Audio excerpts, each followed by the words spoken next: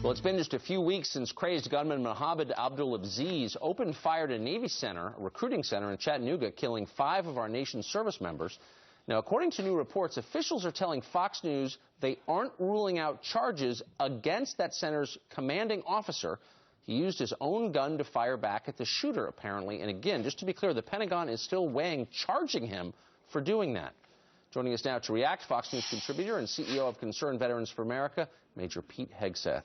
Pete, it's great to see you this morning. It's hard even to believe this story is true. And so we checked. Our D.C. bureau called over to the Pentagon and said, are you really considering charging this man, this lieutenant commander, for discharging his weapon?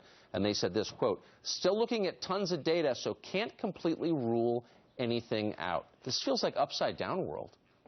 Oh, it is upside down world. We should be pinning a medal on this man's chest who took decisive action against an Islamist attacker who killed 5 of his fellow service members. Instead, literally, the Navy is not ruling out charging this guy with illegal possession of a firearm in a gun-free zone. These guys are being gunned down. I mean, the Secretary of the Navy, Mabus, if he wanted to, could squash this. From the top down, say, no way, this ain't going to happen. He's deciding not to. In many ways, Tucker, you know this. I mean, even military members can be slaves to the bureaucracy. The political correctness has gone wild, and here you go. Well, especially, it's the biggest bureaucracy in the world, I believe. I don't think this is going to happen in the end. I think there would be massive protests if they actually charge this guy. My question is, why doesn't the Navy Secretary see this and immediately come to the obvious conclusion this is insane even to consider it? What does it say about the judgment of the people in charge that they wouldn't reach that conclusion instantly?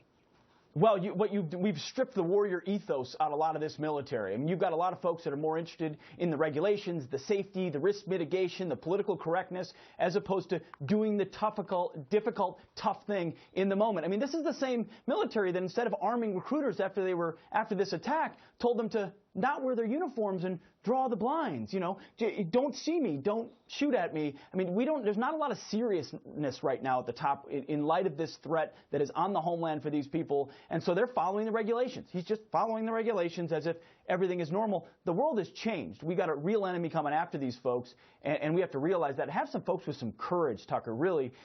Instead, they're still playing this bureaucratic game, and you get really silly instances like this. Right. If Mavis doesn't change this, there will be an outrage. And Lieutenant Colonel Alan West is really leading the charge on this. A lot of us will as well if this really did happen. Well, that's it. It seems like people have lost sight of the purpose of the military, which is not to offer career and job opportunities to everybody in America, but to what? To win wars. Isn't that the sole purpose for having a military? Yes, that indeed, Tucker, you are correct. But, those details, those pesky details, that is what the military is for fighting and winning war, closing with and destroying the enemy. And in this instance, this Navy commander on this post, on his day job, stateside, is with Islamists, mowing down his men. He pulls out his personal firearm and returns fire, likely saving the lives of others. And instead of having a massive ceremony and pinning him with a pin and calling this guy a hero, we're behind the scenes working through the bureaucracy to determine if he was against the regulations, which is indicative of a culture that unfortunately doesn't hold up the warrior and the warrior ethos the way that it should. I think this will change, Tucker, but only because shows like yours are shining light on it, and let's hope it does change. So really quickly, Pete, if our viewers have feelings on this, have views on this, to whom should they communicate those? How can they make their voice heard? Secretary of the Navy, Mabus, find him, call him, let him know, call your congressman, tell your congressman to let him know. I think a quick surge on this would make all the difference.